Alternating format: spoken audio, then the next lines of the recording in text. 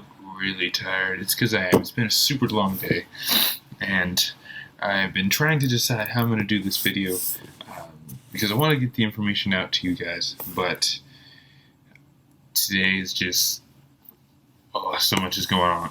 And I spent most of the day with my mom, so I didn't have time and chose not to take the time to make the video. I'm sorry. My mom kind of trumps you guys. But I'm going to do the video now. Hopefully I can get it up tonight, if not tomorrow. So, new information. Treyarch just released a video for Black Ops Friday, and this is the information that we get that they gave us. I will give the link down in the description. Yes. And you guys can go watch it for yourselves and let me know what you guys think. So, sorry. You know what? Just because for fun. Just because. I'm going to take a drink. Yeah. This is water, not vodka. I am not that hardcore. Alright. So, new information. Now, as far as I can tell, this is strictly only for campaign mode. It doesn't say whether or not these will be active online, but these are new things that the player can do that, when we're playing the game, we can do in campaign mode. Now, the first actions are usable with the D-pad. Normally with the D-pad, all we were able to do is call in our kill streaks. Now, it says using the you can use the D-pad to activate certain modes. The first one is that if you press right on the D-pad, it is a DNI tactical mode.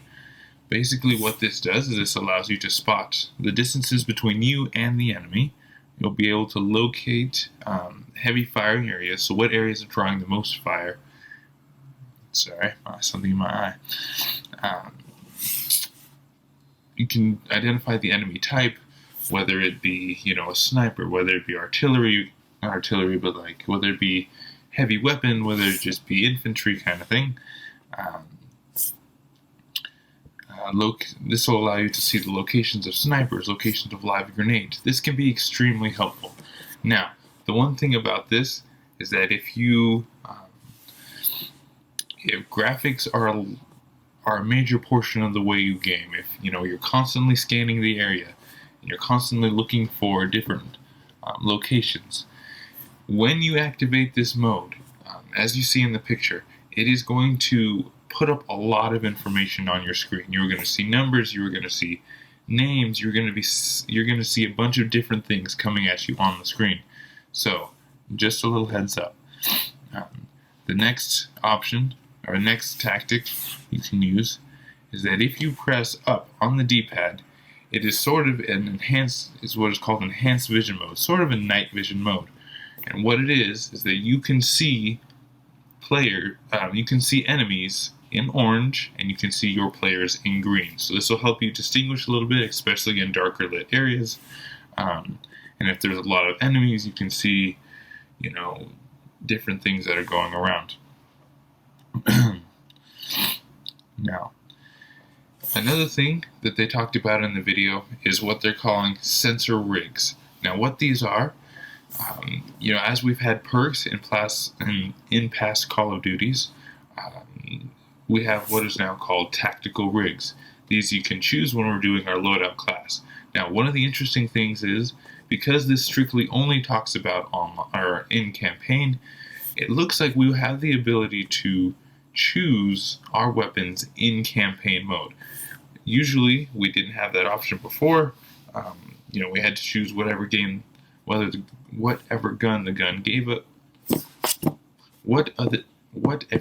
the game gave us. Sorry about that. And if an enemy dropped a weapon, we could pick that up and keep moving. But we didn't really have a lot of personalization. But it looks like we have that now. So I'm going to go through the different tactical rigs, kind of explain the information that they've given us and what it could mean for your gameplay. Another little thing I want to make note of is that in a few in a few descriptions of these tactical rigs and of the video footage that they give, you'll notice in the bottom it says that campaign will only be available for current generation systems and PC. Now, originally, it was going to be that PlayStation 3 would not be able to receive the campaign mode, and thus be marked down to $50 instead of the usual $60. But it turns out that Xbox 360 will also not be able to use and play the campaign.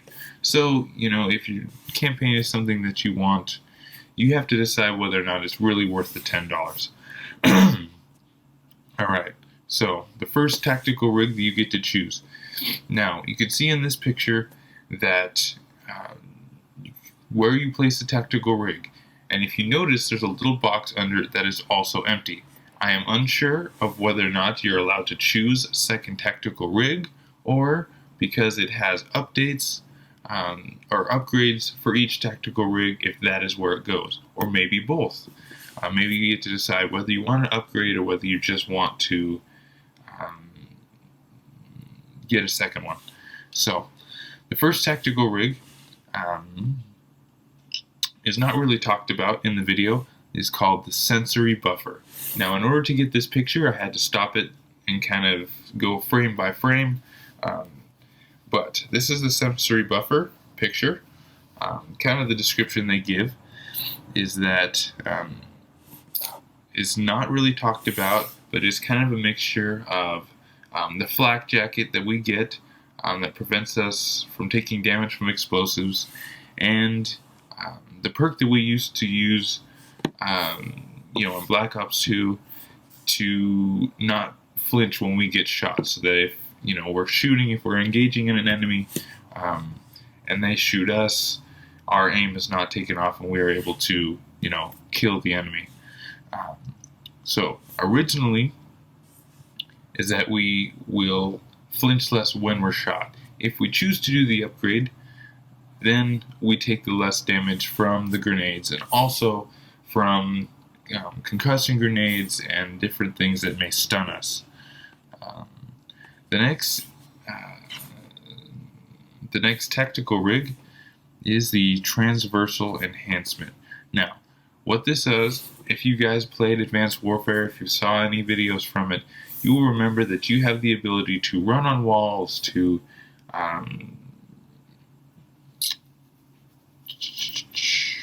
thrust jump. Sorry, I was trying to remember the name of it. You had the ability to do these in the game. Now, one of the interesting things is that this is now a perk. I don't know, again, how this will affect online play, but if this is the same as it is in campaign, that means we will no longer have the option to do those things if we do not have this tactical rig in our setup, I guess. So, I don't know if that is the case, but that is what is appearing to be the case from the video that Treyarch released yesterday. And if you do upgrade this, you get a second jump. You get a second jump in the middle of your first jump by, again, pressing the jump button. The next tactic, or I guess the next, tactical rig. I gotta remember the name of that. The next tactical rig is Copycat. What this is in campaign mode. Again, I don't know how this will affect online, but in campaign mode, all the enemy's weapons have a biometric lock on them. If you don't know what that is, if you've seen James Bond, one of the recent ones, Skyfall, James Bond receives a gun that only he can fire. It is locked to his fingerprints. This ends up becoming useful when somebody tries to shoot him with his own gun. They can't because of the biometric lock. Now, what it says is that all of the enemy's guns have a biometric lock on them, thus disabling you from using them. So this perk will allow you to pick up the enemy's guns and use them. So, not really a benefit, I guess, in some ways, just because you're no longer allowed to pick up enemy weapons. So if you run out of ammo, you may be screwed. You can upgrade this by also being able to pick up enemy explosives. Now, I don't know if this means that enemies will drop explosives when they die, or if that means that if you do not have this perk, you cannot throw back the explosives thrown at you. So this could definitely change the way that you play the game. The next one is called Emergency Reserve.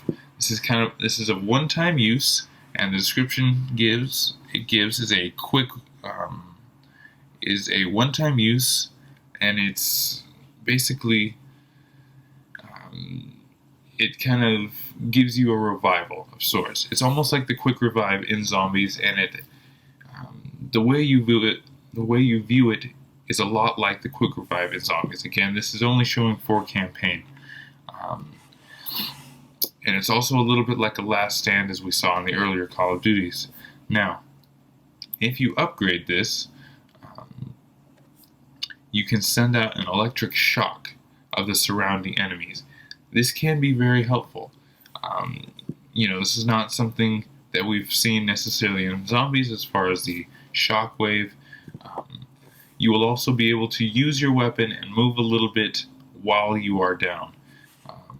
So, this can be helpful, especially if you are in a good tactical position and you want to help, you want to hold it. Now, I don't know how if this does carry into online mode, I don't know how this will affect, if you're playing games like Hardpoint, if you're playing games like Capture the Flag, where you have to stay in one position in order to capture your target. Will you be able to continue to capture the target once you've been down? I don't know. It doesn't really go into that. Mostly just because it doesn't really say whether or not this will carry over to online mode.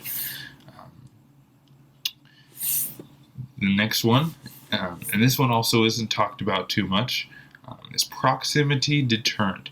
What this is a short-range defense of lethal amounts of electricity.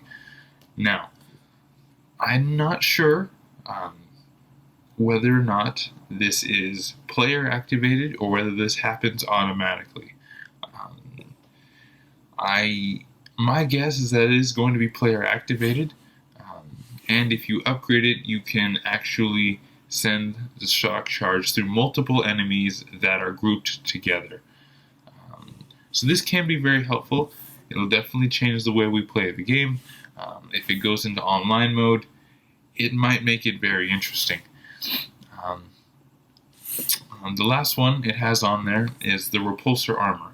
Now again, I don't know whether this is automatic or whether the player must activate this. And what it is it sends a blast of air to return the explosives back to the sender. This is what Treyarch has said that it will happen. Now, does it mean that it will really go back to the sender, or does it mean that it will just go in some other direction away from you? I am not sure. If it really does go back to the sender, that will definitely be a way that the game changes, especially if it goes into online mode. You can also upgrade this to repel rockets. Now, one of the things about these is that if you are to use them, it does not say whether or not you can do this a certain amount of times. It does not say whether or not you can, you have to let it recharge. It really doesn't give a lot of details on how many times you can use it, how long it will last, or anything like that. I don't think they'll release any more details, just because, it comes out next month, in about 2 weeks, and we probably won't see any more information on these until we actually get the release of the game and start playing it. So, now, one of the things, sort of an Easter egg that I found in the video, and it was very hard to get this. It took me about 20 minutes to get most of these pictures, but it gave us a little bit of a view of the loadout that the tester of the game was using when this video was made. So we get to sneak peek a little bit of the weapons used. The first one being the MRG, the first class weapon. It says this is a semi-auto. No, sorry, that is the second class weapon. The MRG is a semi-auto and is the strongest in its class. Kind of a cool, future-looking weapon. Kind of reminds me a little bit of Halo. Our main class weapon is the BRM, which is just an LMG. One of the things that wasn't shown very much was the flashbang. Now, I had to work very hard to get this photo, like I said, but I managed to capture it, and the description says it is a flashbang. It's not the description. One thing I noticed about it is that it has a very almost Star Wars look to it. Almost reminds me of a little bit of R2-D2, I guess.